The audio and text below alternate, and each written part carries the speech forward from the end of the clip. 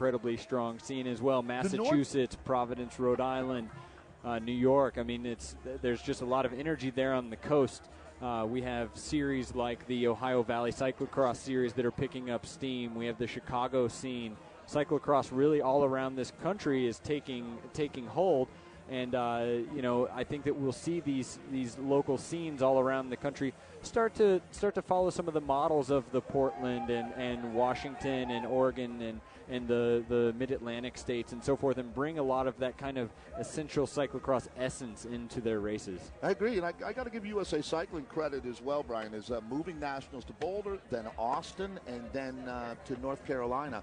I think that's going to be good for the sport. I think that maybe the next growth region or the area that we should expect to see growth in might be the southeastern part of the United States. I could imagine some great cross racing going on in North Carolina. Yeah, it's interesting, right? I mean, there's two sides of that coin, Dave. You have a national championship event where you can use that to grow the sport in new areas like Hendersonville, North Carolina, let's say, where they have a new UCI event last year.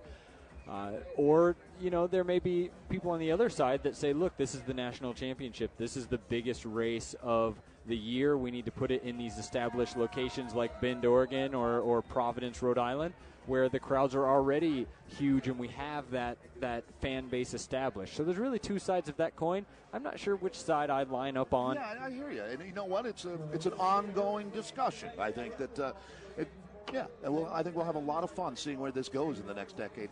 Brian, we're going to take a short break. And there's some very important people that help make this race happen each year, and we certainly want to thank them. We'll be back in just a moment. Here is our men's race coming up next.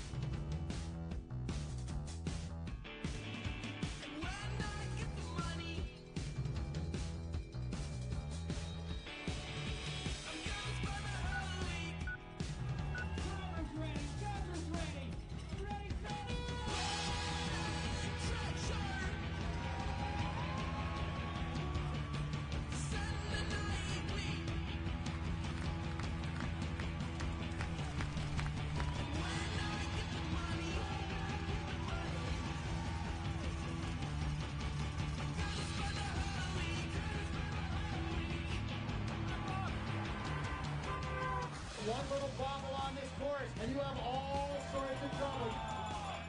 It's 50% eucalyptus oil, so it opens you up. The Clif Baseball World Championships.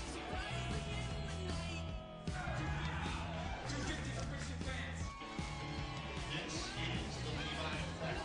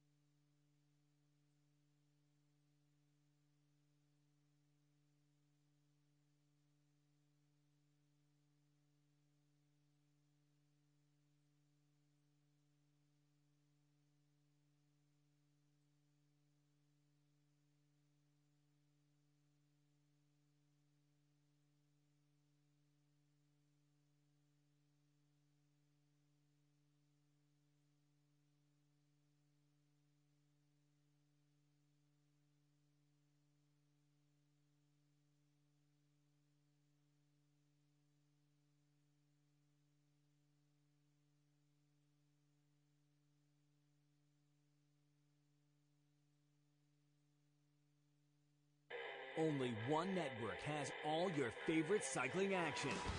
Giro d'Italia. New best time by a huge margin. Vuelta a España. Alberto Contador rides into the race lead. Road Cycling World Championships. Cavendish takes the win. Cyclo-cross World Championships. In the mix with the big dogs. And more. Universal Sports Network is your only destination for everything cycling. Check us out at universalsports.com.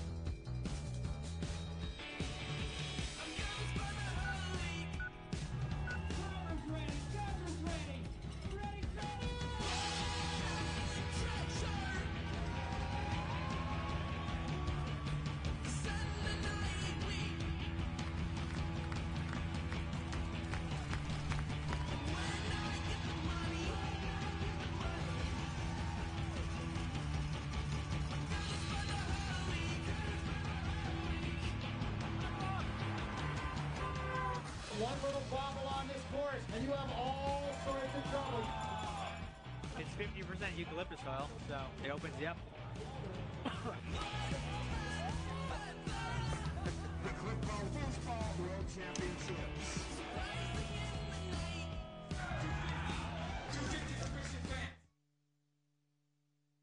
And thanks again for joining us here. Our podium presentation has just begun as they are introducing the top three riders here in our 2012 edition of CrossVegas. So Van Passen making her way up onto the top step. So getting our wicked fast lap prize, the fastest lap of the day for the Dutch woman.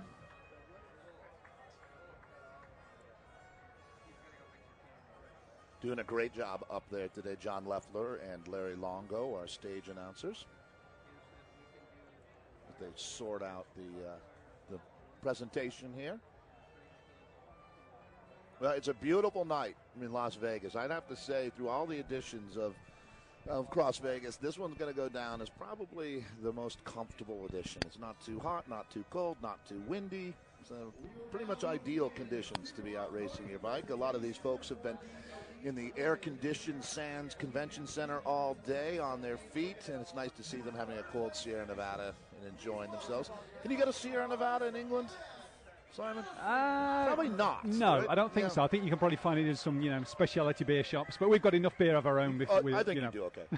Well, I'll get you one here, though. So that's going to be Allison Powers, the rider that, she rode the front quite a bit today. Her road team that she rides for, you can see her shorts there, is now in Novartis for MS, as they help raise awareness and support people with that disease. One of the more exuberant, outgoing professionals in the sport right now as well. Allison Powers also is a cycling coach.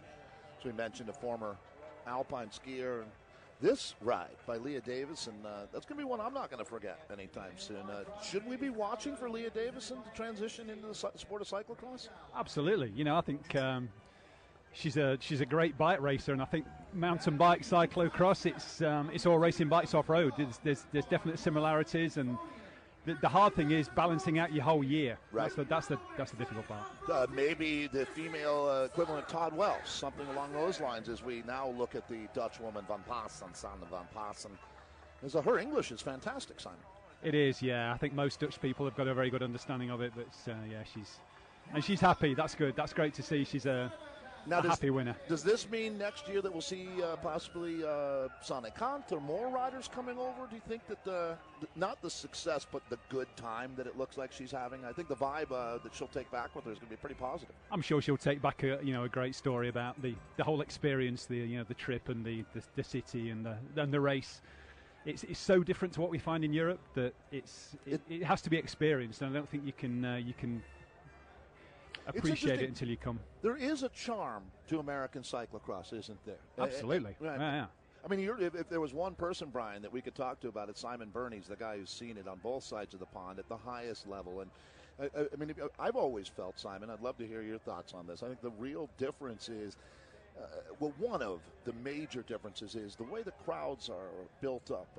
In Europe, they're typical, just regular sports fans. Here, they're mostly people who participate or actively involved in the sport, and that creates a different dynamic out there. It's a whole different atmosphere here. It's friendly, it's happy, it's people getting involved. It can be quite intimidating in Europe. It can be quite angry portions of crowds, and it's definite, factions of fans following one rider, and if that rider doesn't have fans, they don't get cheered at all, and if people further down the field, they don't get any encouragement from a European crowd. It's totally different. It's really startling the first time an American fan sees that. They really do cheer with that lead group as they make their way around the course, and you'll see guys turn their attention from the lead group to the big screen as soon as that. They don't care about 8th place in exactly. Europe, right? No, not at all. No. In America, we do, and you'll even hear people comment, Brian, a lot of times they'll mention the European riders will say, what's really amazing is watching them cheering for each and every rider out there. The last place riders sometimes will get the biggest cheers of the day just because they've showed courage. Absolutely, and I think a good way to think about it is that in America, a lot of these fans are fans of cyclocross racing, whereas in Europe, a lot of those fans are fans of Sven Nys or Niels Albert, and we've seen their fans clash a bit. Or, I've been at Asper-Guevara and seen Tim Johnson there riding under literally a cloud of silence.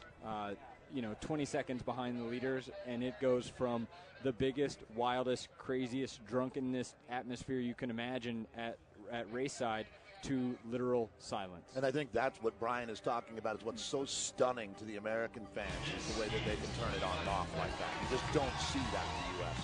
That's right. I've been at World Championships where a Belgian rider has quit the race after 2 or 3 laps, and a large portion of his fans have just cleared off home. They don't even want to stay to watch the race, and that's a World Championship. So. Yeah, I mean, for the good and the bad of that, it really is interesting. So we're going to take a short break. It sounds like they're beginning the procedure of calling the men to the grid. We'll be back with our elite men's race at CrossVegas here in just a moment.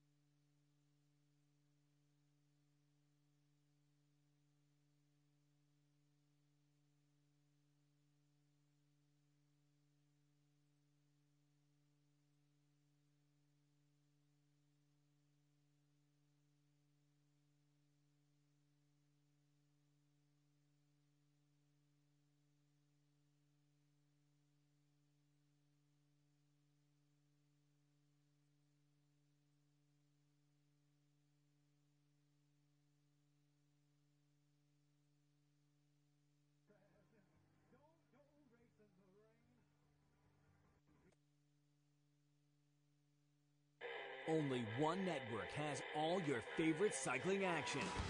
Giro d'Italia. New best time by a huge margin. Vuelta a España. Alberto Contador rides in to the race lead. Road Cycling World Championships. Cavendish takes the win. Cyclo-cross World Championships. In the mix with the big dogs. And more. Universal Sports Network is your only destination for everything cycling. Check us out at universalsports.com.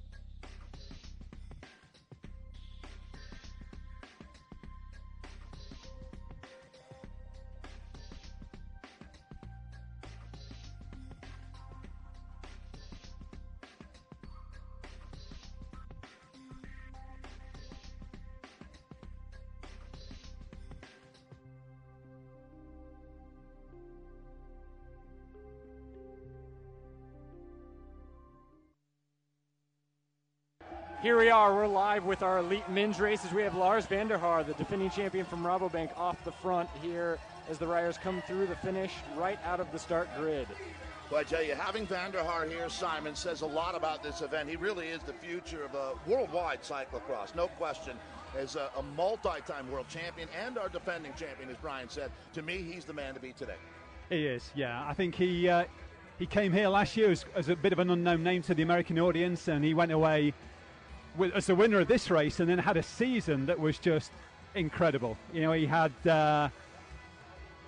he's 7th ranked in the elite world ranking, and he's still got another year left as an under 23. That's the quality of this 21-year-old. First time we've seen Ryan Chabon there in the cyclocross world Cannondale kit.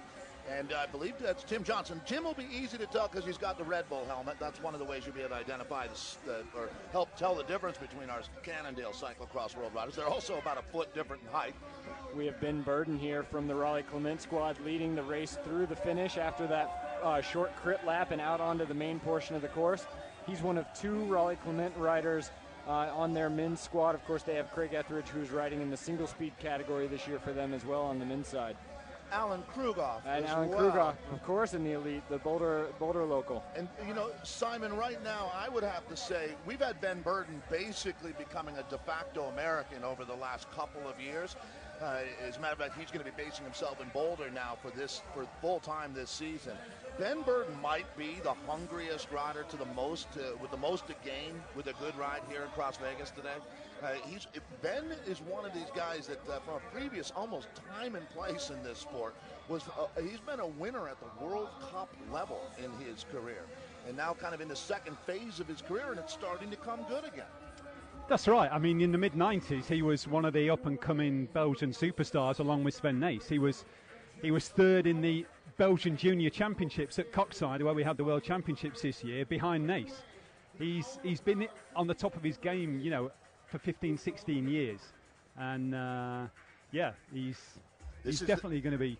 This is the man, Simon, we were talking about earlier. Just got done racing at the Tour of Britain. That's right. As Chris Jones from Auburn, California there, obviously with some incredible road fitness coming into the event. I think he's going to use that to his advantage. There was Powers up on the inside. The other that was Zach McDonald just missed that crash between on the barriers there.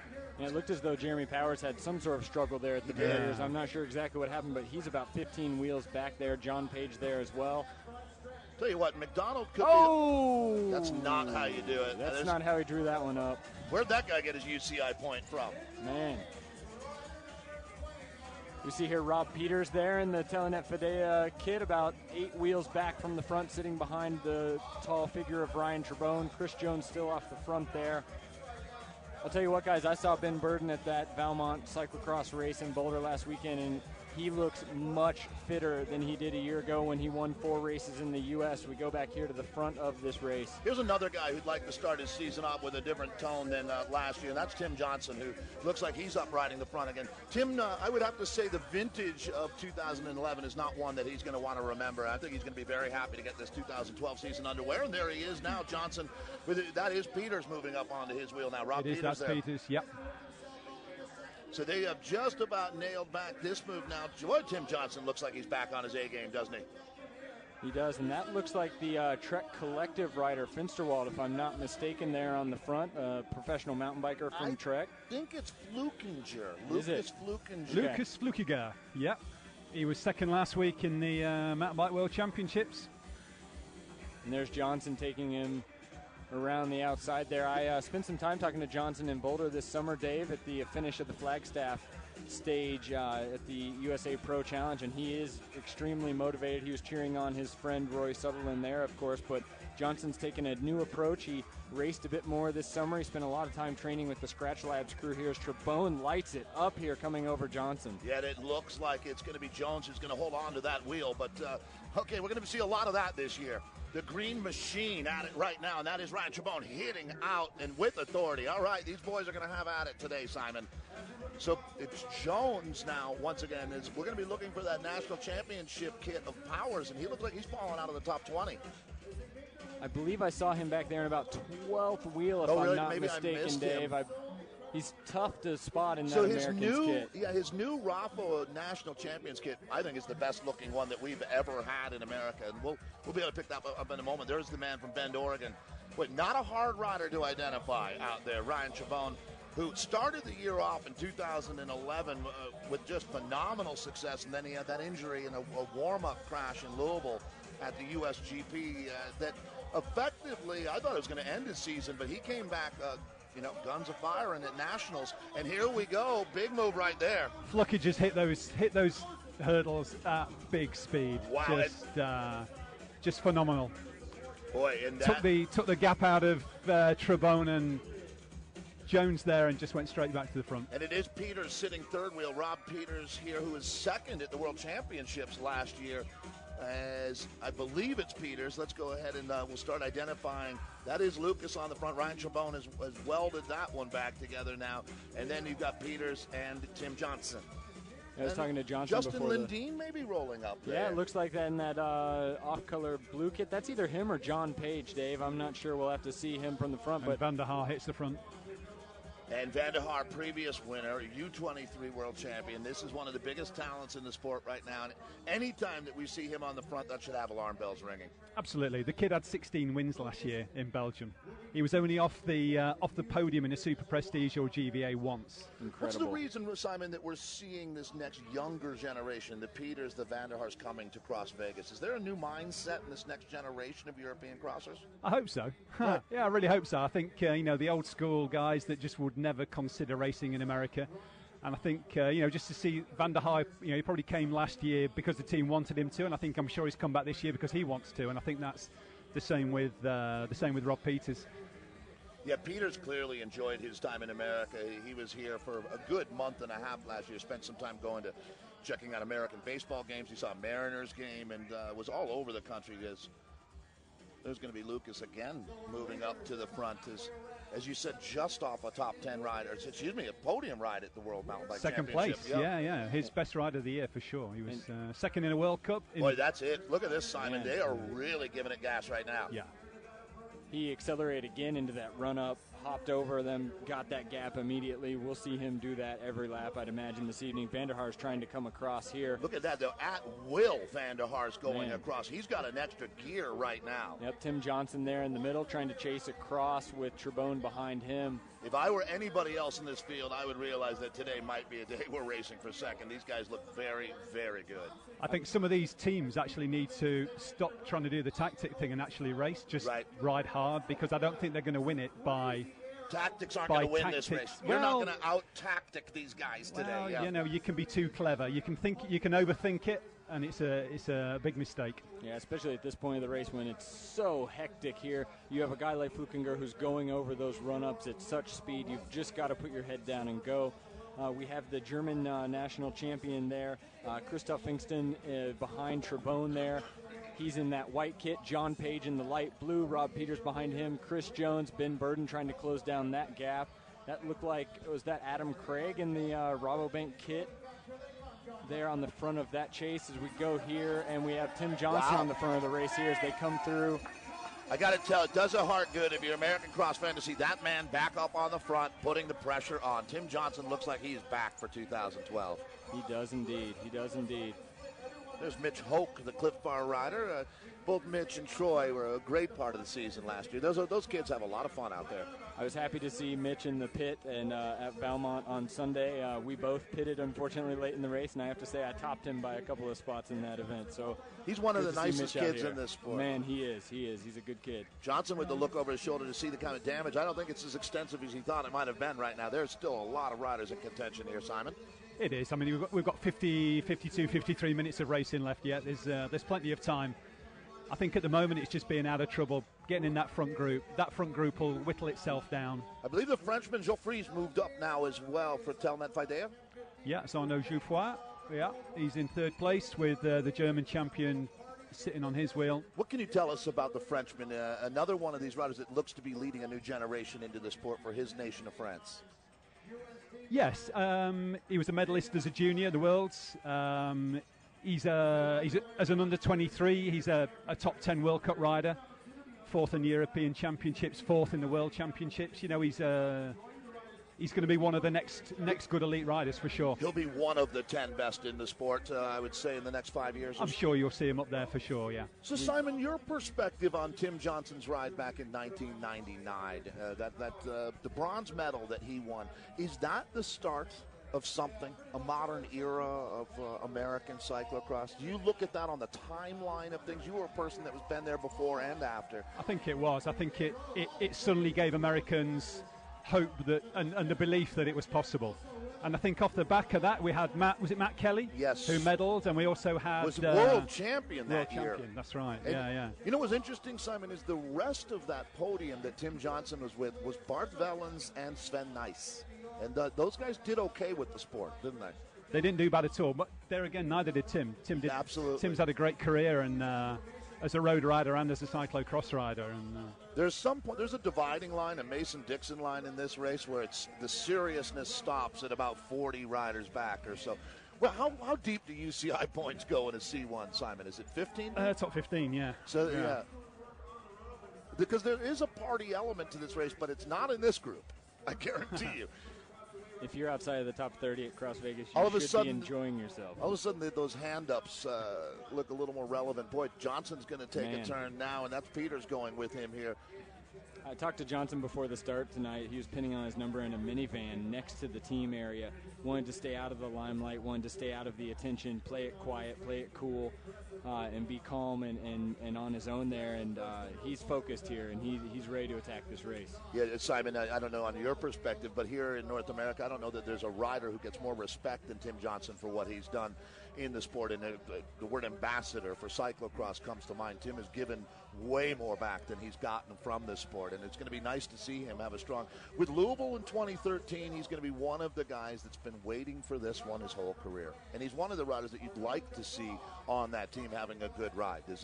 He really does represent a movement in this sport, in my mind.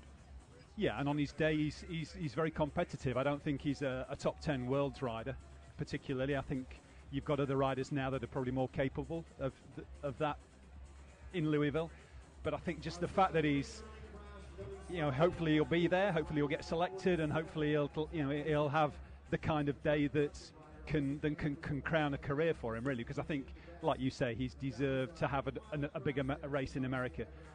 And if there's one guy in the American field that probably, deserves to have that experience, I think Tim would be on the top of that list. I'm surprised to see Powers having trouble here, but maybe he's going to luck out by the fact that this is a 20-rider group now. Even though there's little splits, it's going to be incredibly hard to move from 15th up to find the front of this bike race, especially when they're doing this. Yeah, with the speed of this race, it's incredibly hard to move forward even 5 wheels, let alone 20 wheels at this point. But these guys are looking around a bit. We've seen Geoffroy, we've seen Johnson look over their shoulders. Page is right there. This is going to be another guy really wants to have a good performance here to get the year off to a good start. John Page hanging right in there. Boy, it's interesting when you see Page and Johnson together because these two came up through the ranks together. They raced as juniors together, and they both have gone about it in different ways. Tim has basically stayed in the United States more, while John Page has based himself in Belgium, and as we were talking about earlier, has been one of the very few Americans that's taken a full-time, committed move to Belgium. And it's something that I think just a handful of Americans have done. And Tim Johnson has kind of gone that other route, trying to race in North America, as has the man attacking right now, Ryan Chabon. We were talking about that earlier, how they've made a very successful career racing mostly in North America. Absolutely. I think he's when he goes to Europe, he doesn't fulfill the potential he shows when he's in America. And it's whether it's the style of racing, the travel, the environment of being in Europe, he just doesn't embrace it and perform as well as everybody knows in America knows that he can do. He's incredibly strong, incredibly fast. And I think if he ever just put it all together on a big day in Europe, there's no one that could touch him. He is phenomenal. It's incredible to see Trebone here in the neon green and black of the Cannondale CyclocrossWorld.com squad. Something I don't think I ever thought I'd see. No, I mean, he's been the most vocal over the last few years about the back and forth between guys like Powers and Driscoll and Johnson when they've ridden together. And now here he is coming over the top of Johnson, attacking Tim and letting Tim sit back there in the chase. And we see, I believe that's John Page taking up the chase here in front of Johnson. Yeah, and he's going to charge it right now. So that is Page in blue, as you can see.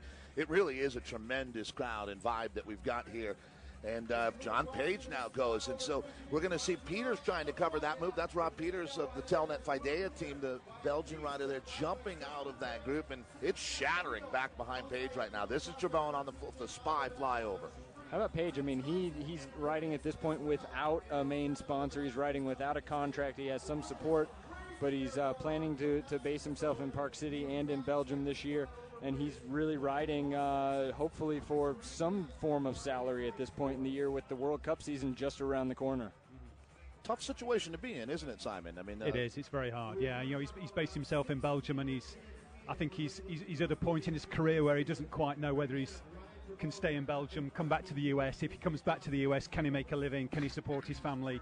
It's a tough one. Can a guy like Page at this point in his career get the start money that he needs racing in Belgium week in, week out to make it viable? Off the back of his second place at the World Championships in Belgium, that was a few years ago now, and the money definitely goes down if you don't keep those performances coming. And last year he didn't really step up and perform as he had done in the years previously. So.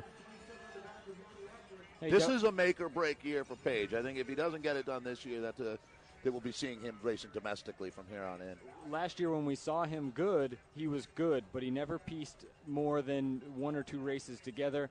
He dealt with some sickness, he dealt with an injury, and it was really unfortunate to see him be that inconsistent. When we did see him shine, he in fact felt so good after the Christmas period races in Belgium to come back to the U.S. as a surprise to show up at Nationals in January. He finished 3rd there, not the result he was looking for when he came back, but we did see him surge there coming into January last year. Yeah, I mean, for him, a 3rd it doesn't mean anything. It's win or nothing, I think, for a guy like Page. There's a great new book that's come out from Jeff Proctor called Behind the Stare that talks a lot about those 2 riders, actually, and the different approach that they've had to their careers. Highly recommended. I don't know if you've had a chance to look at it yet, I've Simon, just picked one up today. I just got Jeff to sign me a copy.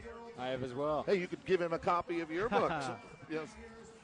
So there's a man who knows his way how to bunny hop the barriers there. Johnson's running today. Yeah, Johnson runs the barriers. We see there Zach McDonald, the young Rafa Focus rider, U23 national champion from the U.S., hopping the barriers. There are two men that know the front of CrossVegas better than anyone, and that is Ryan Trebone and Jamie Driscoll, the two men that have a tendency to go out there and either get off the front and drive a long solo break here, or get on the front of the chase and drive that. And Trebone's doing it on the front of the race today. As we see Justin Lindeen there for Bike Reg, it looks like he's struggling a bit. He's not in the position that he'd like to be. I believe that's Dylan McNicholas from cyclocrossworld.com there in the red kit. Another rider that I'm expecting to see a lot of this year, McNicholas, where he's going to be the emerging rider from the East Coast. Yeah, he and Crystal Anthony are both riding for the regional cyclocrossworld.com team, not to be confused with these guys, Trebone, Caitlin Antonu, etc. It's another team that's regional for those elite riders. Once again, first time we've seen Ryan Trebone in the Cannondale Cyclocross World colors, as he's our solo leader right now. We're going to get a look at the chase, but it looks like the gap has opened up right now for Ryan here. Yeah, I think we've got Tim Johnson sitting on the front of that chase group, just policing any attacks. Van der Haar, the German champion. That is Peters right now getting up onto the wheel of Page. So that's our top three right now. I think that might be Jouffroy in third. I believe it is. Is it? There you go. I think so, yeah. Yeah. They both riding for that same Telnet Fidea team, and they've both been animators up in this group. I think it's the first time I've seen a rider on disc brakes in a UCI race as well. And Simon, let's talk about that very quickly. Brian, I'll throw it to you on this one as well, something that a lot of people didn't think would ever happen. Yeah, I was walking around in the team area before the race tonight, and I was expecting to see a little bit more disc frames out there. You know, Raleigh, Focus, Cannondale are all making disc-ready frames. These guys, the Cyclocross World team, are riding the cable-actuated BB7 RSL, the newer version of their road caliper, which is a little bit lighter weight version they launched this week at Interbike. That was the only team I saw out in the parking area, Dave, that was running the disc today. I talked to a couple of guys with Rafa Focus, Tom Hopper, Jeremy Powers, mechanic, and he said they're still another month or two away from seeing those discs on their bikes. They're waiting for hydraulics to come to market. Simon, what's the real benefit to having disc brakes on a cyclocross bike? Mud clearance. You don't get the mud collecting around the traditional brake positions on the seat stays on the top of the forks, and then just stopping power. You can brake a lot later, and they're not affected by mud, water, ice. So this as will much as a rim brake would be. So this is a significant change in the technology. Is it the most significant you've seen in the last decade? Yeah, and it's the only thing that's really changed in cyclocross bikes really over the last 20 years. Nothing else has changed. It's a standard bike. It actually, you're not kidding, are you? Outside of like some, the SRAM gears have changed a little bit, but basically a cyclocross bike from 20 years ago weighs almost the same. Not quite, but it looks the same. It rides, right. It rides similarly. Obviously you've got such great developments in with the carbon fiber and equipment and threadless headset versus the quill stem, etc. Yeah. At Vela News right now, actually, we're running a weekly series with our contributor Michael Robson, outlining new developments in disc brake technology for cross, tips for setting up your cross system, and so forth. Yesterday, we featured the TRP Parabox. TRP is a sponsor here of CrossVegas, and the Parabox is basically a device that takes a mechanical cable-actuated lever and converts that into a hydraulic system mounting to the stem. Which is going to be, with no hydraulic brake levers for these bikes right now, that's going to be a critical juncture there. Absolutely. You just get a lot better action with the hydraulic system. And word is that we may be seeing a hydraulic system come to market, a full hydraulic system, at some point in the relative near future, but we haven't seen it yet. Well, certainly an appropriate race to be breaking out this new technology here at Interbike. That's for sure. The big industry trade show that takes place. So, Simon, once again now, we've got Ryan Trebone out of Bend, Oregon off the front here. That's his teammate Tim Johnson sitting second wheel right behind his old nemesis there, Jonathan Page. Now, so this is the man that they're chasing, going back to the front of the race here. Ryan Trebone out of Bend, Oregon. It is, and no Rafa Focus riders kind of featuring near the front of that chase group at the moment. I'd have expected at least one of them there to kind of contribute to the chase to get Trebone back. But well, let's take a look at who is here now. Obviously, Johnson's going to be sitting on this chase because it's his teammate that's up course now. Well, we've got Jouffroy, Johnson, Fluckinger, and that's Peters. Right. Yeah. And that's the junction's been made to Trabant there by Page.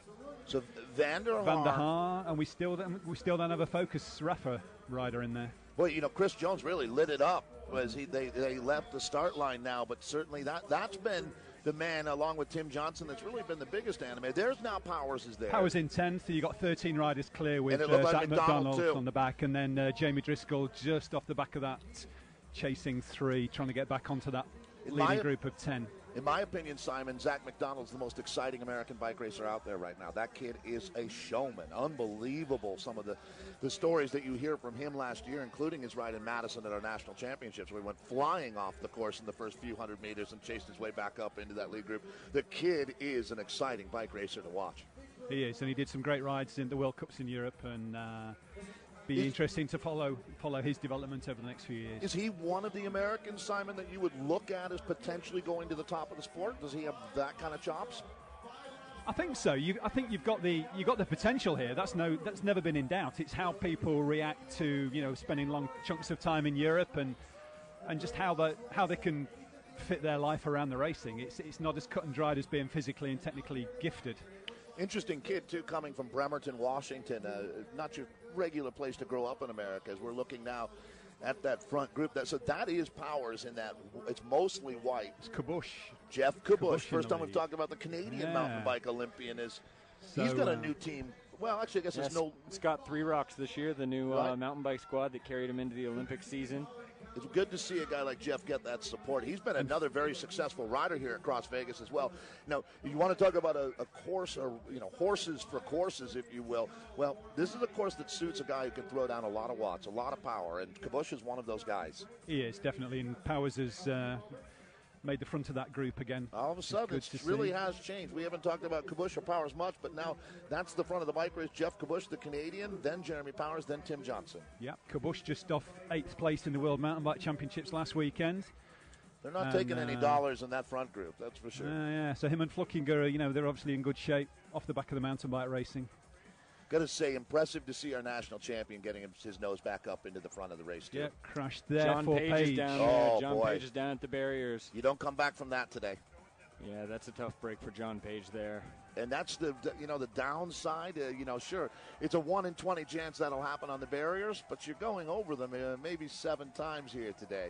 So, it's all about gambling here in Vegas. Kabush there on the front. We saw him get the USGP win last year in Fort Collins in the mud. Good to see him on the front here. There's the Bear, Troy Wells. Yeah. Talking about him earlier, the Clif Bar rider. Tons of panache for that young man. So Carl Decker coming through there as well. Mitch Hoke, the Clif Bar rider there in that group. Looks like they're showing 5 to go on the counter right now. This is going to be long. It is. The women's race went long, too. This is a tough course. You don't want it to go way short either. Did the officials try to err on long versus short if you have to, Simon? Well, depends who the official is. Depends what time dinner is. Yeah, exactly. If I have any influence, I'd always make them try and get them to go short. But this is a long lap, and it's quite hard to get an exact race distance when it's close to a 9-minute lap. Boy, and now we're taking a look at Powers here. There's your national champions kit from Rafa. First time we've seen it on the front here in 2012. So Powers, then Johnson, then Kabush. And I believe that is that Burden that we're looking at. That is fourth wheel there. The blue jersey in fourth wheel.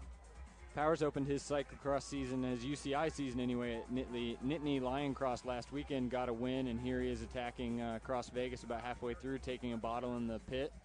It really is cooling down out here now, but as Simon was talking about during the women's race, the officials are allowing them to hand up during the middle part of the race, something you don't see much in the sport of cyclocross. But then again, in Europe, you don't race much over 70 degrees. It might not happen all year. Exactly, yeah. Right. Yeah. But it's still very warm. I mean, Actually, it feels like it's cooled down again, but it is still very hot. And last year you had one of those seasons where it was abnormally hot in the beginning of the year, wasn't it? It was, yeah. But so we've got 9 guys there. We've got 9 guys, so we've got Powers. I'm surprised Johnson. that Van der Haar's the caboose in this group. Yeah. Maybe struggling just a little bit right now. Bush there, Burden behind him in fourth wheel. So Ben Burden is the Belgian rider we were talking about at the opening of the show, who's riding for that Raleigh Clement team, a new team here for for 2000. Well, sort of a new team. I guess a team that's taking some big steps forward for 2012 as well. Don Kellogg does a great job with that squad. Vanderhaar looks like he's ready to go skateboarding. Vanderhaar with that helmet on. It's definitely a unique look for these guys. It is, yeah. And so, just the two Americans, I think, in that lead group. Well, okay, so and they're both on the front right now. Oh, no, sorry, three. We've got Trebon in there as well. Yeah. Trebon sitting all the way, well, there's another, there you go. Boy, Vanderhaar's getting tailed on and off this group right now. Yeah, we had John Page in here as well. He crashed at the barriers the last time over. Fell his way out of this group. I highly doubt we will see him in this group again here today. Tough break for John Page. I mean, if Vanderhaar's getting tailed off, you can only imagine how hard it's going to be to chase into this group. Trebon looking pretty comfortable right now. Actually, that's I wouldn't worry too much about Vanderhaar. I think he looks he'll be sprightly okay. enough. I think so, yeah. Actually, you know what? He's moving around at will, isn't he? I mean, I wouldn't worry too much either. You're right, Simon. These guys are backing off the gas pedal just slightly. And that's going to mean McDonald's going to come back into the group now. Zach looks like he's going to bring a couple riders with him here. He's in that spot where you want to get on there so badly, and as soon as someone ticks the pace up, you're right off. And that's it. Burden goes now. So Ben Burden, he was full sleeves of tattoos, doesn't he? Fairly well inked up. And his legs as well. Yep, he takes that pretty seriously. He's one of those Belgian guys that loves American culture. He's into muscle cars and rock and roll music. That's right. Yeah, I don't think he feels like he quite fits in Belgium.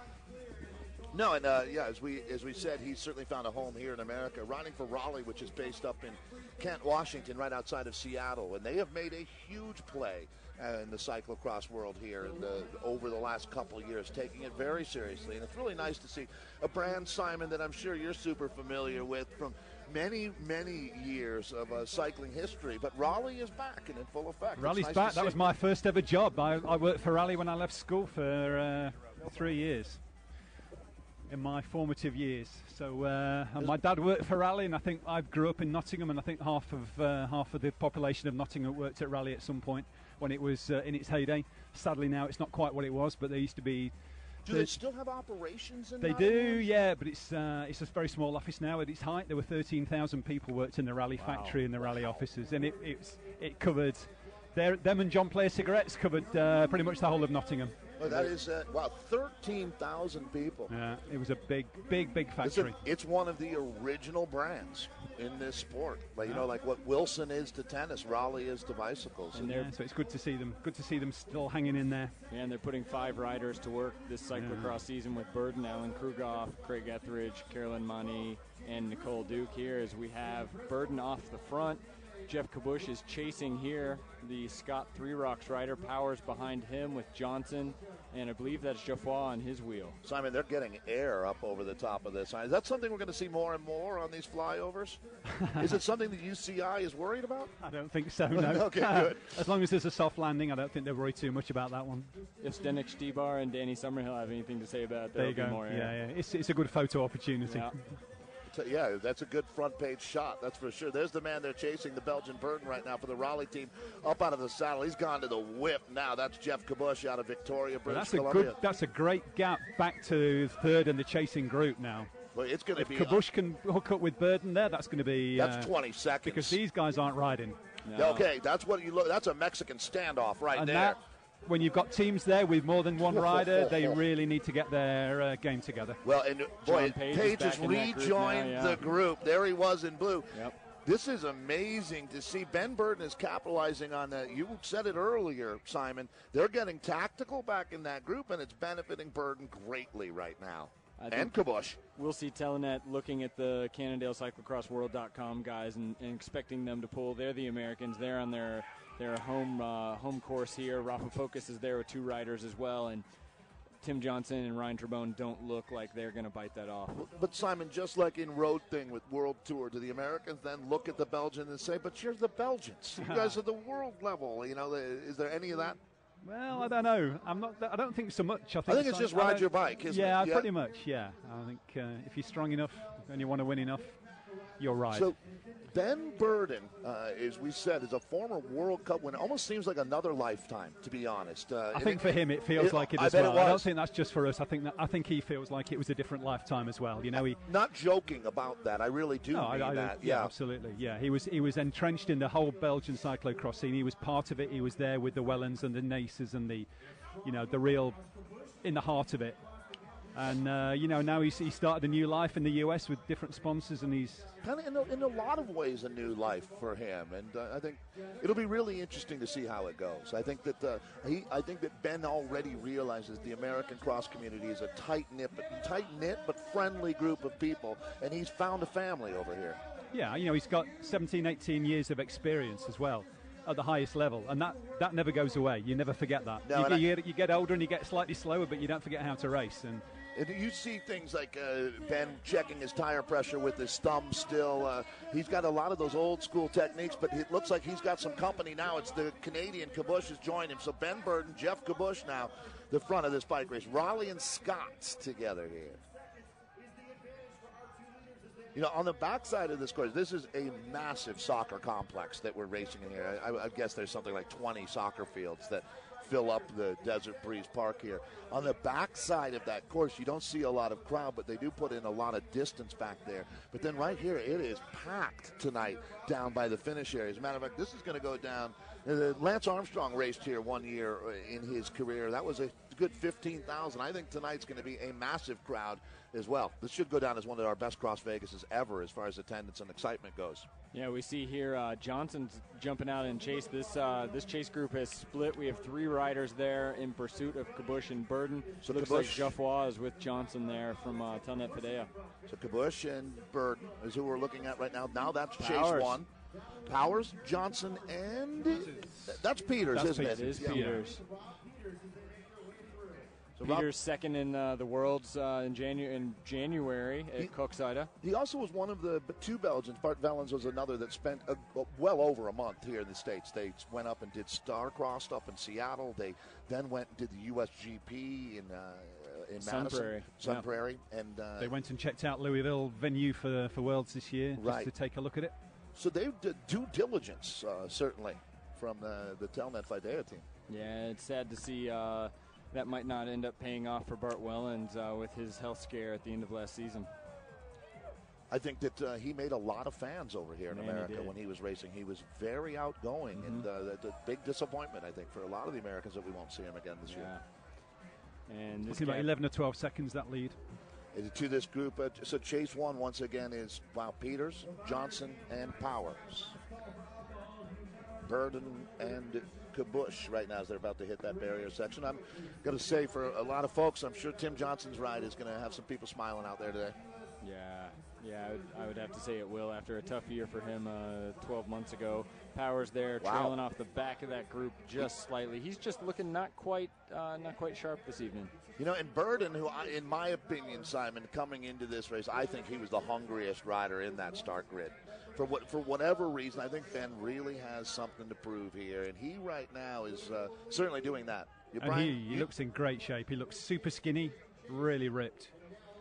As I think I said before we went on air, Dave, that he was my pick for the night. I mean, I saw him a week ago in Boulder, and he looks fitter than he has in half a decade at least. He's getting stronger right now. As a matter of fact, he's applying more pressure. That's it. He's dropped Kabush. Now Johnson is going to pick up the chase. So Johnson becomes chase 1. Boy, look how quickly Kabush was put out of the picture there. Yeah. Wow. Simon, I didn't think, Brian, you're absolutely right. That's your man to beat today. Burden does look strong. Hyper-motivated Ben Burden right now. What would that be about right there? Is he shouting to the pit, possibly? Yeah. Maybe for a bottle, maybe. Yeah. He was he raced at Valmont last weekend, and he carried a bottle in his pocket, and he was drinking every lap down the finishing straight there. So, although it really, I mean, if people joining us around the world right now, I'm saying 65, 70 degrees right now here at the venue. Yeah, thereabouts, yeah. No wind. It's really comfortable conditions. As a matter of fact, about as lovely of an evening as you're going to find in Vegas. Smells fresh. Not something you often use to describe Vegas. Not the strip, at least. No, Burden's back on his bike here. Tim Johnson's bringing this gap Coming back in. down now, though, Simon. Johnson looks like he'll be the first to make contact, but it looks like we might see a group 4, 5 riders possibly here. It's going to be very interesting to see what happens now. Powers is coming around Kabush there. Kabush is done. Yeah. He made a big effort, and that's these are the risks you take. It's easy to overextend yourself in a sport like this. You spend a little much too much time in the red zone and find yourself in trouble quickly. Pays. It'll be interesting to see how far back the next group is with... So this is now a group of 5. Yeah. Amazingly, Burden has been joined here by, let's give you the order, Johnson, then Powers. And that looked like, was it Kabush still in that group there? And then Peters. Yeah, and they'll come down through this small little wooded area and around the sharp left-hand 180-degree corner onto the finish straight here in just a moment. There'll be a short rise before the finish. I'll be curious if one of these guys will hit out there. Kabush isn't as much trouble as I thought he was, actually. When I thought that he was possibly giving up the ghost there, but now he's come good again. He had a bad moment there, but he fought through it. That's what bike racing is all about. You're going to have a couple moments like that in an hour-long cyclocross race. That's a big gap there. But it's a big gap back to this group with Van der Haar and Trebon. Big enough, I don't think they become a part of the conversation again. We're 2/3 of the way into this race right now. They're seeing 3 on that counter. As in the white jersey there, up out of the saddles, Powers, as he tries to hold on to the wheel of Ben Burton, then Tim Johnson, then Jeff Kabush, and Rob Peters, the Belgian rider who was second at the World Championships last year. And there goes Peters. Powers might be having some sort of issue with his lower back or something. It looked like he was trying to stretch there, take his hand off the bars on the finish straight before Burden accelerated up the right-hand side. And if he has an Achilles heel for Powers, I think it is that lower back, which is not unusual for a cross racer, is it, Simon? It's not. 23 seconds back to Jouffroy and 29 seconds back to Jamie Driscoll leading that second chase group. Right, so that's a big gap. Yeah, there is our national champion from Madison, Wisconsin last year, his first ever national championship. As Powers actually has got Tim Johnson, who's a 3-time national champion in America here on his wheel, and then Ben Burden. So it is going to be Peters that has attacked out of this group and is applying the pressure right now, and he's running it up the road. Oh, excuse me, we've brought him back now. Yeah, Peters is still there. It's Jouffroy that's in between the two groups that's chasing solo. Powers leads these guys through the infield here. They'll come up on our TRP brakes, run up here shortly. You can see Johnson there, head down, his Red Bull helmet. He wears the bright green and black of the Cannondale CyclocrossWorld.com squad. Powers is in the U.S. National Champions kit for Rafa Focus, winning that title in Madison, Wisconsin in January of this year. Kabush gapping off slightly there at the run-up, but making contact there with Rob Peters' rear wheel. 2 people I would have expected to see in that front group is Trebon and Van der Haar. I'm surprised that they're not there. And there's the man you're speaking of right now. And there's 2 Cannondale cyclo-cross wheel guys on the front of that group. That's Driscoll and Trebon. They're getting caught out. And 2 Rabobanks as well, Van der Haar with his teammate. They'll be very thankful Tim Johnson has made this selection here, representing that Cannondale Cyclocross World team. So Powers, then Johnson, as we're going back to, I think, one of the 3rd or 4th groups. Yeah, that's now. Yannick Ekman, the young German, Boulder, Colorado-based German with Cal Giant. I'd have to say that Trebon and Driscoll are likely applying some negative pressure at the front of that chase group here. We see these guys back off a little bit, but with the 2 Cannondale men behind, that gap is staying around a half a minute. You see Brady Cappius there from Clif Bar go over the barriers. Ben Burton is going to end up on the podium today. It's really a matter of what step in my mind. Man. Well, as long as he doesn't do too many attacks and too much sitting on the front in these next 3 laps. But he's in great shape for sure. He's certainly been showing his cards more than anyone else in that group. Settling into their rhythm once again. Burton, Johnson, Powers, Peters, and Kabush right now. So 2 Americans, 2 Belgians, and a Canadian. So it looks like Powers is going to attack, actually just picking up some speed to grab a bottle, grab a drink, cooling, evaporative technique. And they can, the gap's big enough now for them to look across the course at that point and see the chase. So This is the first time we've seen Rob Peters' nose in the wind in this front group tonight. He was cagey last year, rode, I believe, onto the podium here at CrossVegas, Simon. As Simon was saying a moment ago, not having Vanderhaar here is a really big surprise to me. Not only so maybe Vanderhaar was in a little bit of trouble earlier when we were watching him yo-yoing off the back of that group.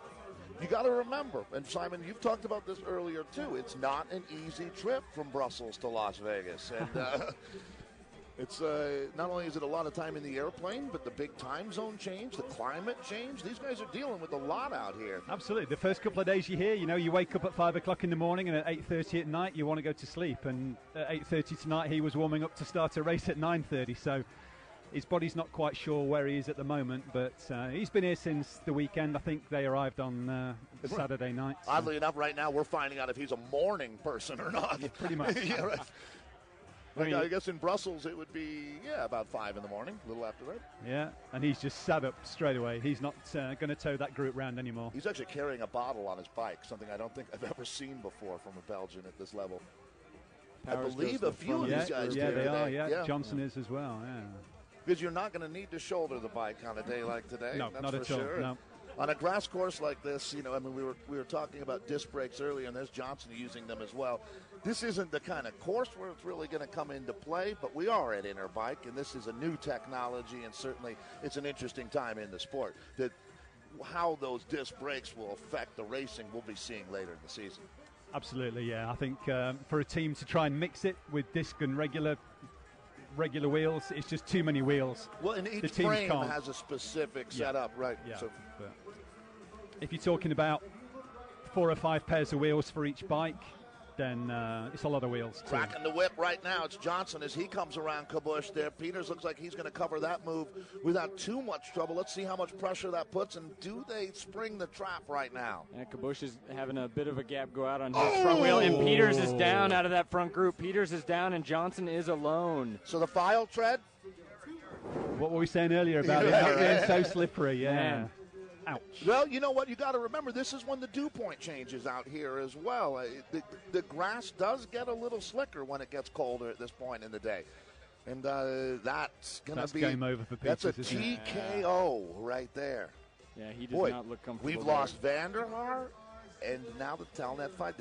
Right? It's all North American up at the front other than Ben Burden, and he's based in Colorado. Hey, it's all Massachusetts. Tim Johnson right now is flying the colors for Cannondale Cyclocross World. Well, don't call it a comeback. It looks like Tim Johnson is back and in full effect here in 2012.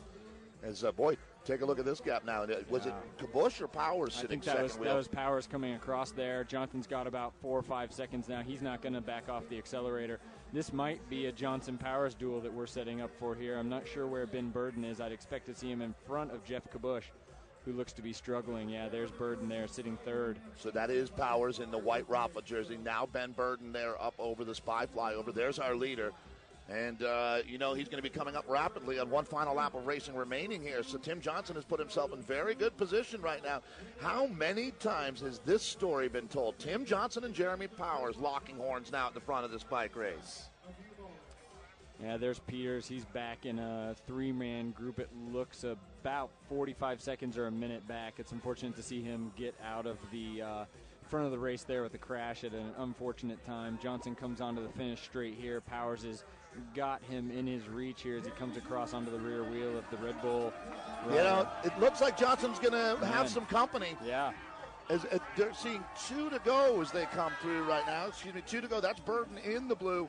The Belgian rider that we've been talking about, he's been a big part of this conversation, but right now the story is Johnson, Powers, and Burden. We've lost Peters out of the mix. It does not look like Vanderhaar is there. Even though Jonathan Page was able to fight his way back up into the group after crashing earlier, he's no longer a part of this conversation either. And there they are, 2 of the great American champions, including your reigning national champion, Jeremy Powers, with Tim Johnson. There you go, and Powers is hit now. Powers has gone big. Looks like Flukinger is arguing with the guys in this chase group with Vanderhaar, Trebone as they come through the finish straight there, and Vanderhaar lights it up to jump out in pursuit of those guys up front. Just like days of old, once again here. Man. Now that second chase group were 21 seconds behind Burden in third, and that had got Trebon, Van der Haar, Jouffroy, and Flukiger.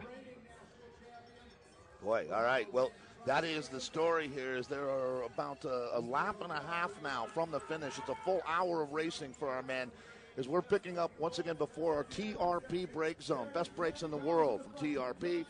And I don't think they're going to be using them much out here today as Powers and Johnson. Once again, Jeremy Powers in that white Rafa jersey is our national champion. Tim Johnson has been national champion 3 times in his career. One of the most decorated American cyclocross races of all time. The first American to ever stand on the podium at the World Championships back in 1999 in Poprad, I guess at the Czech Republic. And here's Van der Haar with Trebon. Jouffroy there, Flukiger. Boy, and you see Powers is laying it down there. He does not look like Johnson dropping the head a little bit. He's giving it everything he's got right now. Page really needs to start getting off and jumping those barriers. At this point, yeah, he's getting tired as well. Do the barriers get a little higher each lap? Each lap. Yeah, they raised them. They add a centimeter. That's those right. guys at the UCI, they're crazy. Man, new technology in cyclocross. Hydraulic barriers. Huh? Well, I think Johnson is fighting through a tough moment right now, Simon. I really do. Powers is trying to throw that knockout punch, but Johnson's not going to acquiesce. Yeah. If these two sprint, Brian, who's quicker? Oh, Powers. By a long shot? Absolutely. Yeah. If they go the line together, Powers has it. I mean, we've seen it multiple times. We saw it at the Powers wins 9 out of 10. Oh yeah, we saw it at the finale in Bend, Oregon at the USGP a couple of years ago. They came in tied on the final day. They went to the final 200 meters and Powers took it. Simon, clearly Powers doesn't want to wait for a sprint here. He doesn't. He's looking strong. That's skin of the teeth. Yeah. Psychologically, Johnson holds on and comes with him at 1 to go. Psychological advantage go to Johnson at that point if Powers can't punch his ticket here? I don't think so. No. Looking at those two there, I think the best that Tim can hope for is taking Powers to a sprint. Boy, I tell you, these are two of the craftiest bike racers in the sport as well. If there was a guy that I would worry about getting pinned up against the barricades by, it would be Tim Johnson. Absolutely. I mean, he knows how to do Tai Chi on his cross bike. Powers too, for that matter. He learned from Johnson. Johnson. From Tim, right. I mean, these are two of the real gentlemen of the sport, but right now they've moved into their Dr. Jekyll from Mr. Hyde. Oh, man, they are sharks on the bike. Yeah. Sharks on the bike. Powers I mean, punches you've got to it be here. a killer at this level. There's, both of these guys, it doesn't matter how nice you are off the bike. In order to win here, you've got to have the heart of a lion. You don't get that red, white, and blue shirt without it. No, and Johnson wants it back, clearly, at the end of this year. To wear the national champions jersey into the Louisville Worlds, first time the elite World Cyclocross Championships have taken place outside of Europe. I mean, that's quite an honor. It's interesting, Simon. I've said before in the sport, in order to win, you've got to risk losing. But it does not look to me like that's actually the situation for Powers here. I think he can try to ride Johnson off his wheel, and then if it doesn't work, maybe reset for a sprint here. Because I don't know the Burden's going to get back up to them. They're racing hard right now. I can't see Burden getting back up, and I just can't see at the moment how Johnson is going to. How do you crack that? Put one over on Powers here. I mean, sometimes the riddle is unsolvable, and we'll see. Tim Johnson is certainly a guy I just don't have the ability to bet against. That's the thing about cyclocross, right? The unbelievable can happen. The unexpected happens nearly all the time. But, I mean, you can see here Powers has got a quick 3-second gap here on Johnson heading up that climb on the backside of the course. With Louisville 2013 coming up, Powers is obviously very focused on that. Did he change his road season at all, Brian, this year to adapt for what's a big year for cross? Well, he changed it, but I don't think it was as much related to Louisville 2013. I think it was more related to the fact that his Jelly Belly Kinda team didn't get the big U.S. invites. So he would have raced a USA Pro Challenge. Right, so he went to Philly. He did the big national level races, but he didn't get the Tour of California. He didn't get the Tour of Utah, the U.S. Pro Challenge. So he probably kept a relatively high baseline of fitness with a pretty low central nervous system stress. Right, he's not putting the sharp point on it. Right. Yeah, well, it looks like the sword is sharp today, as they say. Yeah, that's game over for Does it look like at this point now, I mean, he's got a victory lap ahead of him here if all things go as planned. It's the kind of course where you don't expect to see flat tires. You don't expect to see mechanical issues for riders. The drivetrain should be just about brand new out there right now. So you wouldn't expect there's too many variables that he's got to worry about other than just staying on the gas. You wouldn't have expected Rob Peters to go down in that chase group either, though, earlier. And, it's interesting here. We saw Powers in the first 2 laps really struggle. He was back 20, 25 wheels in this race and really had to come from behind there. And here he is, made his way all the way back to the front, and now he's all alone going over the Spy flyover. Now the question for me is Johnson going to hold on for silver, and it's looking pretty good for Tim right now, as Ben Burton doesn't look like he's closing anything down either. As a matter of fact, it looks like Johnson's got a larger gap on Burton than he did a couple minutes ago. But this guy is just unbelievable. Looking at Jeremy Powers right now out of Connecticut, actually, his home state. I think Burton's going to come under some pressure on this last lap for that third place.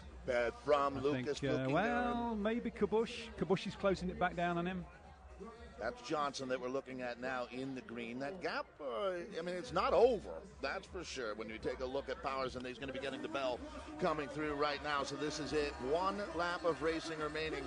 Pretty good look at the gap right there as you take a look at Tim Johnson getting his bell now. And so his gap is not as much as it is back to Burton right now. That's just shy of 10 seconds there. Yeah, I mean, 10 seconds on an 8-minute lap. Especially on a surface Burton like at this. 19 seconds there. Yeah. And Kabush is 27 seconds, 8 seconds on Burton for that last podium spot. The thing is, Simon, Powers is breathing through his nose right now. I mean, he really looks comfortable. He's on a good And gear. Van der Haar at 39 seconds. These guys are 12 these guys seconds are off Kabush. Psychologically, for Powers, winning this race this way, couldn't start a season off on a better note, Simon, could you? Absolutely. I mean, great for him, great for the team. Great going into the first 2 World Cups, with a win over some, good, notable European scalps. It's and you couldn't ask for better. The guys that he's going to be racing against at World Championships for the next decade, really. Powers is kind of in a middling generation right now. Not quite as old as Johnson, but not quite as young as your Van der Haars. Was he 29? I believe he is, and that really is right now. We're right in the sweet spot of his career, actually. I rode over to the venue today with the guys from Rafa, Slade Olson, Chris DiStefano. They were cool, but you could tell that they were feeling a little bit of pressure. I mean, they're unveiling the National Championships kit here. They're unveiling the team at CrossVegas. They have a big presence here. And for Powers to come through in front of his sponsors here is pretty big time. All I know is, like at the Amgen Tour of California, Rafa has been a sponsor of that event as far as our staff clothing goes. It is the most coveted stuff that we've ever seen. Simon, as an Englishman yourself, I'm sure you're pretty aware that Rafa has got it going on. Yeah, it's funny in England. Rafa's within a 20-mile radius of London, and outside of there, it's not so popular. It's a big London it's thing. It's a London big thing. London Paul thing. Smith. Yeah. But they really are. It's an interesting company, that's for sure. Chris DiStefano joining them from Chris King this year. And as we mentioned, Slade Olson has been a great supporter of this sport. It's interesting. It really is to see Jeremy Powers having this kind of form against this kind of field this early in the year. Obviously, 2013 is going to be the most significant season that he's ever had. Yeah. I stopped by his team tent and spoke with Jeff Rowe, the operations manager for Rafa USA or for Focus USA, yeah. And, it's usually a pretty upbeat, kind of crazy atmosphere around the tent. And I said, hey, you guys ready to rock tonight? How's everyone feeling? He said, no, we're ready to be cool. We're ready to be cool and collected. And you saw that from Powers tonight. He waited in the wings. He made his way back up to the front of the race after struggling early. And then he waited until the perfect time to pull the switch, and here he is. Yeah, Simon, that gap looks like it's gone over 15 seconds to me. Jeremy Powers is very much he's a DJ. He's almost a cult of personality unto himself. He has a internet TV show called Behind the Barriers that's followed him around the last couple of years that kind of gives you a feel for what his lifestyle. He's a relatively high-strung young man in a good way, but he marches to a relatively quick beat. I would say. That he does. I profiled him in the personalities issue of Velo magazine back in February of this year, and I think that captures him pretty perfectly. He's high strung high in energy, a good right? way. Oh yeah, absolutely. Yeah. Positive, high energy. I mean, you won't meet a more upbeat, positive guy than Jeremy Powers. Always got a nice word for you. Very pleasant boy. He's still picking a great line out there. He's a little bit over halfway through this final lap. Johnson's still sitting at about 15 seconds there behind him. Simon, you've seen a lot of racing over the years. This guy looks comfortable, doesn't he? He does. Yeah, he's totally under control now. As a matter of fact, I always hold my breath when I say that when people start jumping barriers, but yeah, he looks good. You know, he was, I think he had his best World Cup performance at the Czech Republic last year. I think he was 10th. And I think the kind of shape he looks to be in now, a top 10 at an opening World Cup would be an achievement for him. And I think it's possible, looking at the way he's going. All things considered, should Johnson be happy with his opening salvo this year? Absolutely. After last year, especially. Yeah, I think last year was one, like you said earlier, I think it's one for him to forget. I think he learnt a lot from it. And I think he's come out in a lot better shape. And I think we'll see him moving on through the season. Look at the greatest athletes in sport. They don't have a great year every year. And it looks like Johnson's back. Go ahead, Brian. This is of particular importance here as we look forward to the second round of the World Cup. As Simon mentioned earlier, the current points from early 2012 season will take effect for that second World Cup in the Czech Republic. This is a C1 event. It's the biggest event outside of Europe annually. Powers takes top points here. Johnson second points most likely. We have another C1, I believe, in Sun Prairie for the USGP stop there. These guys are on form. Them to be on the podium as well after what we saw tonight. And Jeremy was incredibly disappointed last year with the rule change and how the UCI attributed points rolling over for 12 months when he missed out on a front row call-up in the Czech Republic for that second round of the World Cup. He might not have that same disappointment here this year. We might see him on that front row. Your thoughts on that, Simon? Yeah, it's true. You know, the system had to change at some point, and it's just unfortunate that it coincided with a few people losing out and a few people gaining, and now it's established. It gives the true standing of the riders where they are at in the world and which races they've competed in and how often they compete, which is, I think, important. Well, who will be the top American in Louisville at our 2013 Worlds, and how far up the top 10 do they go? Or do they make the top 10 even? It's going to be very, very interesting. I say we do make the top 10. I think we put a couple riders in the top 10. In the elite men's race? Yes. Yeah, I'd be very surprised if we didn't see Jeremy I'll be Powers honest, in that top 10. He's one of them. Yeah. This will be his year. If it's ever going to happen, it's going to be 13. And there are those long power straightaways there at Louisville as well. They're just made perfectly for a rider like Ryan Trebone. We changed them. That course got tweaked at Masters Worlds last year. No, it's still a great course. It's a really all-round fair course. I think it'll be a great event. I think you'll see an American in the top 10. Yeah.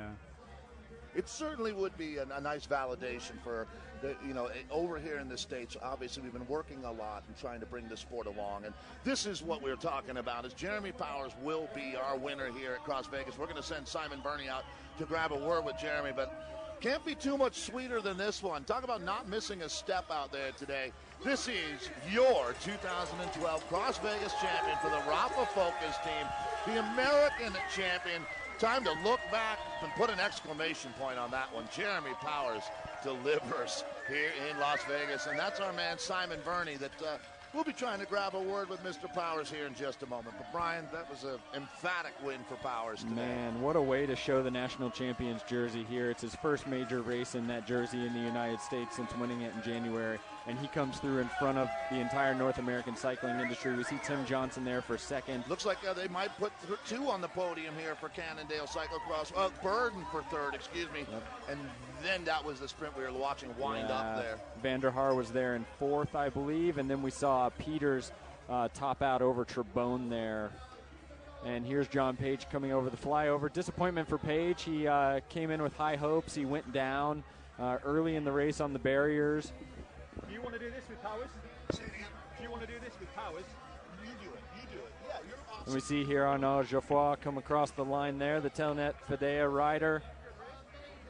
Man, Dave, I mean, Jeremy Powers comes out we talked earlier with Simon about being able to start hot here at CrossVegas and continue all the way through the season and be hot again in Louisville in February. Wire to wire. Man, it's a long road for Jeremy Powers ahead, but he's carrying the national champions jersey. He's carrying a lot of motivation and obviously a lot of fitness. Yeah, he's carrying the hopes of a nation at this point as well. You know, I know that Simon is going to be grabbing a word with Mr. Powers here in a moment. There's quite a scrum here after the finish line as we see Jamie Driscoll coming across the line just a moment ago. Boy, they timed this one out. If it was supposed to be an hour, they got it very, very close. This is Chris Jones coming across the line, teammate Jeremy Powers. Actually, excuse me, Zach McDonald there. Zach McDonald, the U23 national champion. You know, the wheelie is what tipped me off right away there. He's not in a national champions kit. I'm surprised to see that. That's one of the problems of being a U23 national champion. When you line up with the elites, you can only have one national champions jersey representing one country, and the elite trumps in that situation. So you don't, like when Amy wore the U23 or Katie Antonou last year. Never see it. Right. You just don't see we that did jersey. last year, surprisingly, for some reason. Maybe it's because there was a separate U23 category in perhaps right. USGP and right. so forth. Yeah, perhaps. Well, it certainly was a successful evening for bike racing here. As you know, the Interbike show is it started actually a couple days ago with the outdoor demo, and today was the first indoor day of the show. But I think that just about everybody from the booths and the expo areas has made it out to the race tonight, and that's encouraging to see the industry supporting the sport, because the sport does so much for the industry. It absolutely does, and it's amazing to see the crowds out here. I mean, every year at CrossVegas, it's one of the highest attended races as far as fans are concerned in the country of the year, and this year doesn't disappoint. And it's a good group of fans to be showing the sport to. These are the guys that work in the bike shops around America. A lot of them never get a chance to go to the races because they're always fixing bikes on Saturdays. So it's great to see them all out here. I know that Simon is anxiously waiting Jeremy Powers to make his way back down. That's another thing about Powers is he's an emphatic winner. And when he does, he's clearly the elevated mood around Jeremy is something that everyone feels, I think. Absolutely. I hope my man Matthew Bowden, our VeloNews.com reporter, has him pinned to the barriers, putting him through the 10 questions here as we see, I believe that's Brady Cappius from Clif Bar come through the line there. And Cappius Components. I saw VeloNews running a bit on their new hub. Cool stuff. Yeah, absolutely. He and his father have a small component line and carbon fabrication business as well, based in Boulder, and Brady rides with the Clif Bar squad on mountain bike and cyclocross circuit. I think that was Dylan McNicholas and then Troy Wells across the line here. These are some of the Ken Benish there from Feedback Sports, another great sponsor in this sport. Make the best bike racks in the world. So who loses out tonight? Who are you surprised to not see make that podium here in Cross-Vegas? I mean, Vanderhaar has to be at the top of that Ryan list. Chabon for me as well. I thought he would be on there today. And I think that Vanderhaar and Peters, to tell you the truth, I thought that we would see both of them have better rides than they did. What do you think? Yeah, Trebone doesn't surprise me as much because of the tactical game going on. I mean, once Johnson got away, Driscoll and Trebone really sat up on the front of that group and let that gap go out. And it makes sense, particularly in a race of this nature. I mean, it's not an incredibly technical course. In fact, I would say it's probably the least technical course on the UCI circuit of the year. And those road-style tactics come into play. So not surprised to see that at all. Yeah, I'd have to say Vanderhaar has to be the biggest surprise for me. Disappointed to see John Page. I mean, he needed to come out and show himself strong here, and he went down in the barriers early and did not get the result he was looking for. I got to agree with what Simon was saying and talking about earlier, the effects of jet lag and everything that goes along with travel from Belgium to Las Vegas. I think it looked like it really affected Vanderhaar here this year, unlike last year where he was our winner. But congratulations again to Jeremy Powers, and I think, honestly, congratulations to the cycling industry for an excellent show tonight. I'd like to thank Brooke Watts for his vision with this race, that's for sure. Brooke's an incredible guy. He is. I like rubbing shoulders with Brooke in our local New Belgium cyclocross series back in Fort Collins. You don't race in his category, do you? He races in the A category or the open category with us, and just in the midweek training series. So it's fun to race against Brooke. when he pulls on his Great Divide Brewing jersey there in the midweek cross series. We see Tyler Wren, the road pro from Jameis Sutterholm, come across the line there. He's racing the cyclocross season for Jameis this year after riding on Boo bikes for a year. And I saw Skylar Trujillo was racing on Boo bikes this year. Those are the really cool bamboo bikes. I'm growing my own tubes at home right now. I'm going to get them over to the guys once it should be in the next 80 years or so. Bamboo grows a lot slower. Hey, I'm going to throw it to Simon Burney because it looks like Simon's going to have a chance to grab a word with our winner here today for the Rafa Focus team, Jeremy Powers. As a matter of fact, that's Ted King that Jeremy Powers is talking with, the League We Gas rider. And Simon, we'll throw it to you. A huge congratulations going out to Jeremy Powers. Congratulations. How was it out there? Oh, man, that was a hard day. I had been thinking about that for about a month now, and to finally pull it off, it just feels really, really good. So, where am I looking? Oh. Cool. And you got World Cups 4 weeks, 5 weeks time. Are you still on an upward progression for those, or? Yeah, definitely. I'm not super sharp yet, but I've been training, and I just had a lighter August for road season, and I think it made a big difference tonight, just having that ability to really pop when I needed to. At the beginning, I felt terrible. I had a long day of flying this morning because my flight got canceled last night, and I had to fly this morning and take a standby flight, which means that you don't have any security. So I got up, fingers crossed that I made it. I made it here at 10 a.m. and I got lucky. The airport ninja came through again, did it? Hey? That was very, very much ninja tactics today. Nice one. And then what about the rest of the season? You over for all the World Cups to Europe, or are you mixing it up? Yeah, I definitely want to do some World Cups. My goal is to hit the top 5 in one before October, or in October in one of those first 2 Czech races. Those suit me really well, and just improve on last year. Every year a little bit better, and I don't know. I feel like where I'm starting out now this year is definitely a good spot, and I hope that I can compete over in Europe with these guys. 10th last year, Towle or Pilsen, I think from memory. So you want to improve on that one.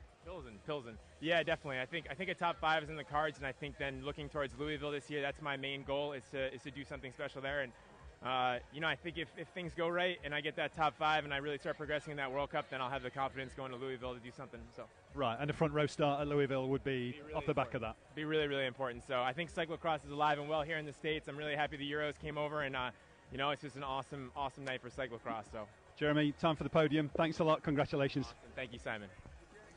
There's Simon Burney with our men's elite winner this evening, U.S. national champion Jeremy Powers from the Rafa Focus squad. What a show tonight, Dave. Yeah, I have to agree. Hearing Jeremy Powers wrap up his thoughts there with Simon, I agree that the state of cyclocross in America is clearly alive and well. We've got a big season coming up, and this whole scene's going to be heading off to the USGP, and that's this weekend. So it is. Racing will continue. I really want to thank Simon Burney for coming all the way over from England and joining us. The insight was greatly appreciated, and I've already seen a lot of feedback on Twitter that the man has a future in broadcasting if he'd like to follow it. Simon just joining us again here in the booth. Simon, thanks a lot. Your impressions on the state of American racing in 2012? Well, so far so good. You can't ask for much more than this, can you? Huge crowd, great racing, perfect scene for the opening race of the year. Well, thanks a lot. And we've got our awards coming up. But, Brian, your thoughts on the evening? Great racing in both the elite men and women's events. We saw battle throughout the 40 minutes of the women's race. We saw Americans in the thick of it. We saw what we thought we would, the top favorite from the Netherlands, Sanne van Passen, come through with the win. And then in the men's race, what a show to see Powers go off when he did. Late with 2.5 laps to go, goes solo over Johnson and wears the national champion's kit over the finish line alone. I'll be honest, I always feel like at this level, especially with the number of people, Simon, that have maybe never been to a cross race before that are with us tonight, it's validating to see the reigning American champion win. When you've got a father explaining to his 7-year-old son about the winner, it's a lot easier when you can say he's the national champion and he's the winner today. And I think that to a certain extent, events are judged by the quality of their winners. Is that fair? I think so, yeah. And I think it's great to have home winners. And I think it's great when home winners beat established names in the sport that have had podiums at World Championships within the last 8 months. There's no bad riders in the top 20 in this race here, and I think Powers has shown that he started the season on the right foot. He's had a good summer, and I think what he said in his interview just then was, he's moving forward from this. This isn't it for him. There's a few riders there that would have been quite happy with a podium at Vegas as the highlight of their season. Powers is looking to, top 5 in a World Cup. That's a big move forward for him. Can he do it? If it all comes together, he can. Yeah, I think, again, I've always said Americans physically, tactically, technically, they're as good as anybody in the world. It's just the whole thing about, traveling over to Europe and getting ingrained in that style of racing. And I think, every year he's got a little bit better. He's got more experience. And I think now the time, Louisville Worlds, it's time for him to step up and show that he's, the guy that from America that can repeat what Page did in whenever it was, 2007, 2008, and get on a podium. What do you think, Brian? If Powers can deliver a top 5 in the World Cup, that should get him a cover of Velo, don't you think? He's got to win. It's a top step of the podiums. Love it if that were the case. I mean, we have, at Velo, we breathe cyclocross, and we've been looking for an excuse to put Jeremy Powers in his Rafa Focus kit on the cover as a cyclocrosser. Our last cyclocross cover was about a year and a half ago. I did a feature story on Zdeněk Štibar. And I think it's about high time that we do see Jeremy Powers come through with the top 5 in a World Cup, or perhaps even better, and find his way onto our pages. Well, when this event was first conceptualized, I don't know that a lot of people thought it would be the success that it's become. You're picking up what I'm putting down on that? I am. I mean, it's encouraging. You take a cyclocross race. Cyclocross is known for being the cold, the wet, the muddy, the snowy discipline. You take a race and put it in the Nevada desert at a soccer field in the middle of the night. Summer? Yeah. Right. Yeah, it's a long shot. And now you see here as we have a look at some of our crowds. I mean, I don't know what the crowd estimate is here this evening, but we've had thousands of people out here. We've had races straight from 5 o'clock this evening, starting with the USA Cycling event, going through the huge Wheelers and Dealers race, I believe with 150 riders. Or thereabouts, and then we have the elite women and men's field, and this race is attracting the top riders in the world. You have Van Passen, who's one of the top UCI ranked riders in the women's field. You have Georgia Gould and Leah Davison, who have just come off the Olympics and the World Mountain Bike Championships. You have in the men's field, you have a 2-time defending U23 world champion Lars van der Haar. I mean, it's just absolutely incredible fields coming over here, and this is big deal racing. This is a C1. It opens the big-time UCI racing across the globe, and people are tuning in from Europe to see what's going on here in the Nevada desert. And it's interesting, Brian, just like we'll watch pirated videos of Eurosport at incredible hours. Well, it's somewhere, I don't know, a little bit after 6 in the morning in Europe, and I'm sure you're right that a lot of people have been joining us, and we sure appreciate them. We'd love to have you come join us in Las Vegas some year, and I think that as our European colleagues make their way back, the stories will be great as we take a look at downtown Las Vegas and the Strip. From here, as we mentioned, we're about 6 miles off of the famous Las Vegas Strip in a Desert Breeze soccer complex here, and they're just about to begin the presentation of our final podium. Now as the riders, looks like those final preparations are being made. There is our main stage right in the middle of this relatively large soccer complex, I'd have to say. There must be a lot of people playing soccer in Vegas. There must be, and European fans of cyclocross shouldn't wait for CrossVegas next year to come back. Come to the States. Come to Louisville in February. We would love to have you, and I think you'd be very impressed with what you see. To be honest, we've taken a lot of steps forward in America with cross, and we think we are ready to present a world championship that's worthy for prime time. Absolutely, and we have a full week and a half of World Championship racing, starting with the Masters World Championships in late January, running straight through into the Elite Worlds. Come, make a week of it, check out what the American cyclocross scene is all about, and see what we bring to this sport as the World Championships leave Europe for the first time. And to be honest, Louisville is a short flight from New York or a short flight from Florida. Once you're over in North America, there's plenty of things that you could do besides going to the World Championships. So certainly it's a nice time of the year to come to the United States and make your way down to Florida, that's for sure. So I could see some fun trips happening, that's for sure. I hope so. So they're right now getting our presentation underway. That's our stage announcer, one of our stage announcers, Larry Longo, there. As his colleague, John Leffler. It looks like they're going to make the presentation of the wicked fast lap, and the fastest lap of the day going to Jeremy Powers there. You know, saying it earlier, I am so impressed with this Rafa Focus National Championship kit. I've never seen one that looked better than leave it to the guys at Rafa. I dig the black long sleeve too. There, it's nice, nice change from the mostly white skin suit top. And then the alternate edition, the black jersey, looks very cool as well. We see Elvis making his way up on stage there. He'll perhaps serenade us again here this evening. We can only hope. Man, what a couple of bubbly people to win races here in Vegas, Dave. We had Son of Van Passen, who was just through the roof. We see Ben Burden here taking his cowbell for third. But, I mean, Van Passen and Powers to take the wins here. Man, a couple of very excited riders. Yeah, and another, I got to say, you made the call earlier. Ben Burden did have a fantastic ride today. It might not have gone exactly the way that he wanted, but it'll be positive sensations that he takes from the day-to-day. Yeah, I have to think so. I mean, particularly for a rider who's as technically gifted as he is, to come out on a course like this and hang, it bodes well for when he gets into those more technically demanding courses later in the season. Tim Johnson takes his cowbell, finishing second here. He poses with Elvis, of course. Johnson has to take a lot of confidence out of this race as well. He started slow last year, had a season to forget for the most part, and he's already back near the top here at CrossVegas in 2012. And that leaves one man to join them on the podium here in Vegas. I noticed as Johnson came across the line, I think he's pretty satisfied with the performance that he had here. Absolutely. You don't have to win to walk away feeling good about yourself always. And a lot of respect between those two former teammates over many years now, as that is Powers on the top step. So Powers now in the last, I guess, 18 months has won 2 USGP overall titles. He's won the national title. He's finished top 10 in a World Cup. He's won CrossVegas. He's won nearly every American event there is on the calendar. He won half of the USGPs a year ago.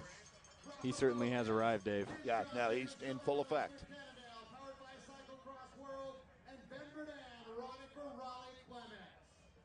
These three are going to be a big part of our American season, no question.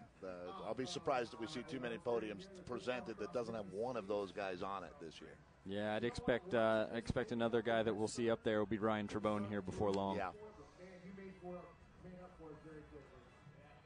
All right, well, we are going to say good night, as we certainly hope you've enjoyed the show from here in Las Vegas. For my colleagues, I want to say thank you very much to Simon Burney and Brian Holcombe. Great job, gentlemen, and we'll look forward to seeing you back at CrossVegas in 2013. To everyone out there, go enjoy a great bike ride. We'll see you next year.